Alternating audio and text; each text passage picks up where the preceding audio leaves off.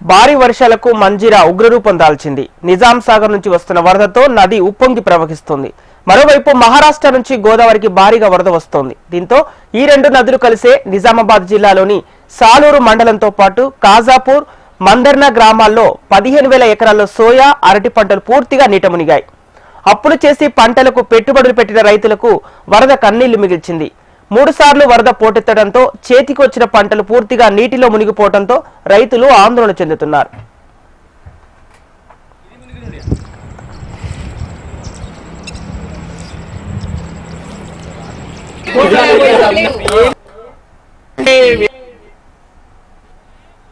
లాభం వచ్చినా మేమే నష్టం చేసుకొని మేమే అభివృద్ధి చెందాలా.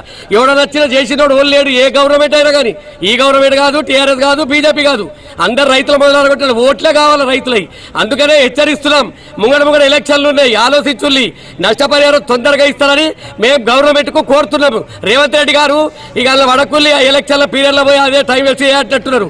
రైతులు ఎన్నో వేల ఎకరాలు ఎండిపోయినాయి. ఒక్కొక్క రైతు బాధ మిగులుతుందే మాకు 5,000, 4,000 కవులు మంచి చేసి ప్రకృతి అంతా సహకరిస్తాయి. ఇప్పుడు ప్రకృతి 3 సార్లు వచ్చాయి ఇక్కడ నిజాం సాగర్. మరి ఇక్కడ ఏం తప్పిదం జరుగుతున్నది? నిజాం సాగర్ నీళ్ళు ఇచ్చేటి ఫుల్ అయినాయి. పోచంపాడు ఆపాటిడు. పోచంపాడు ఎందుకు ఆపుతాడు? అధికారులకు చెప్పాలి కదా. మీకు ఇంటున్నారా ఈయన ఖచ్చిలా? మరి వాళ్ళ ముందు ఇంకా మరలా కేసీఆర్ అయిన వాళ్ళు ఉన్నారా ఆఫీసర్లు? అట్లనైతే పడుతున్నది. మన గవర్నమెంట్ వచ్చినాక ఆఫీసర్లు ఈయనకి వచ్చారు. ఎందుకంటే నీళ్ళు ఇసబెట్టి వాళ్ళ కిందికి ఇసబెడితే ఇక్కడ నీళ్ళు అనేవి జామ్ కావు. అది వాళ్ళకు గుర్తు, కానీ చెప్పేటోళ్ళు లేరు. అది ఆలోచించుకోవాలి. రేవంత్ రెడ్డి గారికి చెప్తున్నాము ఒకటే, రైతులకు ఓడు విని ఎలక్షన్లకు పోలి. ఇవి ఎందుకంటే బాగా ఏం చేసింది లేదు రైతులకు ఇప్పటిదాకా ఏ గవర్నమెంట్. ఇప్పుడు కూడా మన గవర్నమెంట్లో కూడా కాకొచ్చింది. ఇది రైతుల విజ్ఞప్తి, ఆవేదన, బాధ. ఇది అర్థం చేసుకుంటారని మేము కోరుకుంటున్నాం. కందకుర్తి వద్ద భారీగా శ్రీరామ్ సాగర్ బ్యాక్ వాటర్ కూడా నిలిచి ఉండటంతో గ్రామాల్లోకి మంజీర వరద పారింది. దీంతో బోధన్ మండలంలోని అంగర్గా, బిక్నెల్లి, కండావ్, కొప్పర్గా, సాలూరు మండలంలోని మందర్నా, కాజాపూర్, హన్సా గ్రామాలు జలదిగ్బంధంలో చిక్కుకున్నాయి.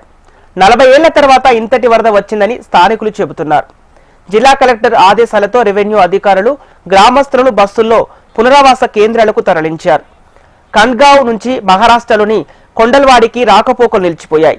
మంజీరా ఉధృతంగా ప్రవహిస్తుండటంతో 2 ప్రాంతాల మధ్య ఉన్న బ్రిడ్జిపై నుంచి వరద పారుతోంది. సాలూరు మండలానికి ఈ చుట్టుపక్కల గ్రామాలు ఏవైతే మొత్తము నీట మునిగి ఒకరు కౌలు చేసినాం. నేను కూడా ఒక 20 కౌలు చేసిన. మొత్తం నష్టపోయిన, మొత్తం నీళ్ళలో మునిగిపోయింది. ఒక్క అధికారులు కూడా వచ్చి మరి ఇంతకుముందు కూడా 2 సార్లు మునిగిపోయింది. అప్పుడు ఎవ్వరు రాలే.